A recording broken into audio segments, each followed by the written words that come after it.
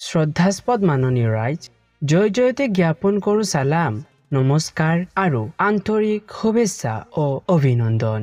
১ নং শিৱপুৰ গাঁৱৰ নিবাসী মৰহুম আলহাজ আজিজুৰ ৰহমান চাহেবৰ তৃতীয় পুত্ৰ মই মোহাম্মদ খছৰুল ইছলাম। মৰহুম আব্বা শিৱপুৰ বৰপুখুৰী গাঁৱৰ জামি মছজিদৰ সাধাৰণ সম্পাদক আৰু কেইবাবছৰ মছজিদ সমিতিৰ সভাপতি পদত থাকি মছজিদৰ সেৱা আগবঢ়াইছিল। তেওঁৰ কাৰ্যকাল একেলেঠাৰিয়ে ২৫ বছৰ অতিক্ৰম কৰিছিল। মৰহুম আব্বাৰ অনুসৰণ কৰি ময়ো সমাজ সেৱাৰ মানসেৰে আগবাঢ়ি আহিছো। শ্ৰদ্ধেয় ৰাইজ, ২৮ নং বুৰুংগাতলি গাঁও পঞ্চায়তৰ অন্তৰ্গত ১ নং শিৱপুৰ গাঁৱৰ ৮ নং ৱাৰ্ডৰ ৰাইজৰ মনোনীত সদস্য পদৰ প্ৰাৰ্থী মই মোহাম্মদ খছৰুল ইছলাম। মোৰ মনৰ অভিলাষ সমবিকাশ, সামাজিক ন্যায় আৰু ৰাইজৰ তথা ৱাৰ্ডৰ উন্নয়নৰ স্বাৰ্থত নিষ্ঠাৰে সমাজৰ সেৱা কৰা।